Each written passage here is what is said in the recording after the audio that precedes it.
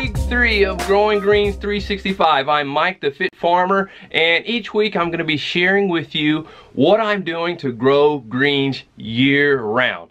I'm implementing a number of the techniques and methods from Ray Tyler at Rose Creek Farm, who has put together a course that I'm taking of growing lettuce year-round.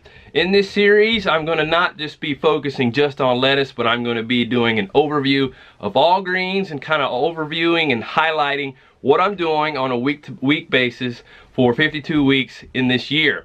I'm not going to be going over exact details of what I'm doing, such as the specific varieties that Ray talks about and all of his specifics, because all that is in his course.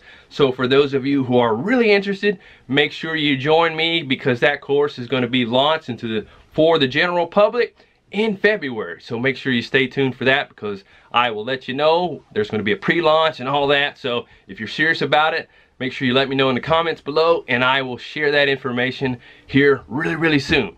Well, in December, I was doing some trials of starting some greens such as lettuces and spinach, Swiss chard, and not too long ago, we started transplanting those out into our caterpillar tunnel that we recently set up. But before we did that, we had to prep the area. So I prepped the soil, we put on our landscape fabric, and then we transplanted our lettuce in there. Selah helped me out, and we knocked it out.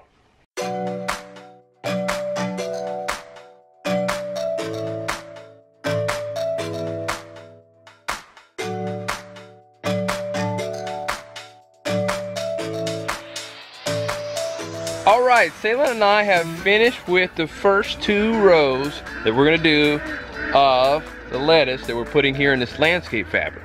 I'm real OCD, I guess, so I like to have patterns. Here we have, going with the red salad bowl lettuce, we're going to put a green or a different lettuce here, and then the red again.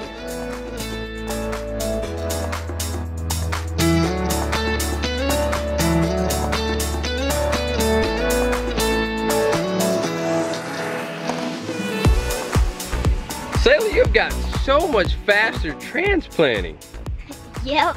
It's crazy. You're a lot faster than last year. At this rate, I think you're going to be one of the fastest transplanters, at least 8 years old, in North Carolina. Whoa. That would be a really neat farm sport. Well, we're almost done. We did about 25 feet in the landscape fabric. Still have about 25 feet more, but I need to do some prep here and pull out this lettuce, but we'll do that another time. Tonight we will fight for the right to stay alive, 'cause you know we live for the music.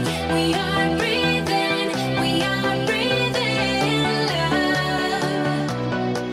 And tonight we will fight for the rhythm of our life, and we'll always keep on dancing. We are breathing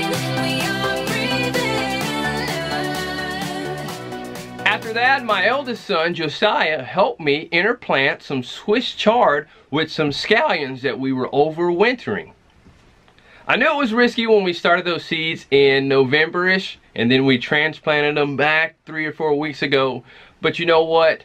I figured, hey, let's risk it. Let's see what happens. If they go to seed, they go to seed. But if not, you know what? I can expand what I'm able to do and extend when I can start seeds and transplant. So it's worth taking risk and doing things that may not be exactly as they're laid out in magazines and all these books. So you just have to experiment with where you are in your context and what you're able to do. You never know the possibilities until you at least get out there and try and take some risk. And with all the wacky weather that we've had this winter and the fall, the rain and all the mud that I've had to deal with, I've been muddy so many times. Having the caterpillar tunnel has been extremely beneficial, and caterpillar tunnels are definitely a cost-effective way for you to get started with extending your growing seasons. They're much cheaper than a full-on greenhouse, and with being able to control the environment for the most part, of protecting it from excess moisture or adding moisture when you need to on the extremely dry times, the caterpillar tunnels are great for that, and they've been able to allow us to be able to start and work in the on our farm and in our garden much sooner than we were able to with all the mud that we have all over the place. And it has been about 3 weeks since we planted that lettuce and Swiss chard. And here's what the lettuce looks like today, and here's what the Swiss chard looks like today.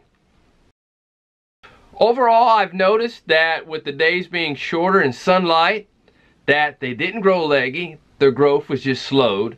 And now that we're at the point where the days are getting longer, I can tell that their growth is accelerating. But that was the lettuce and Swiss chard that we planted then.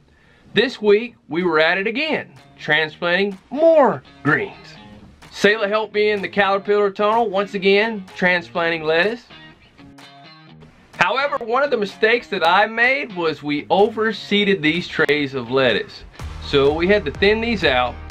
And ideally, I like to try to thin out the weak ones and try my best to leave the root intact and as undisturbed as possible.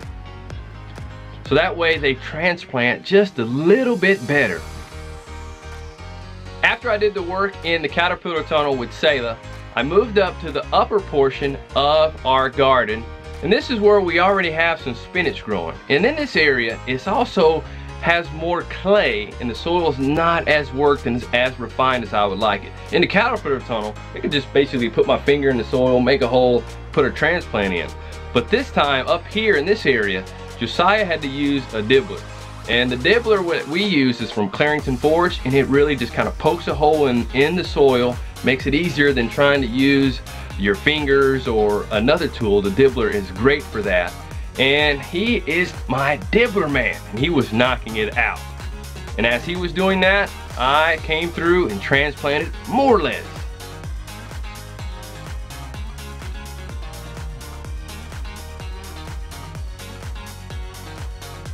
And after we got all of those items transplanted this week, since it's still cold at night and below freezing, we went ahead and closed up the caterpillar tunnel. And then here in this upper portion of the garden, we covered it up with low tunnels.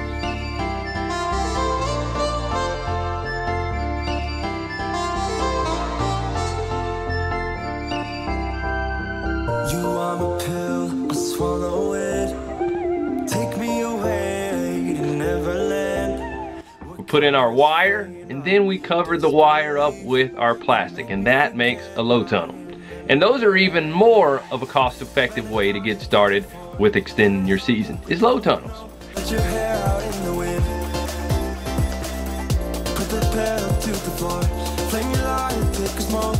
Put your broken rib off, wafers on. Doesn't matter if the sun goes down. We'll still be up, still be up. Don't care about the place we found. We'll still be up, still be up. We're in this together. We both fall down. Doesn't matter if the sun goes up. We will still be high when the lights out.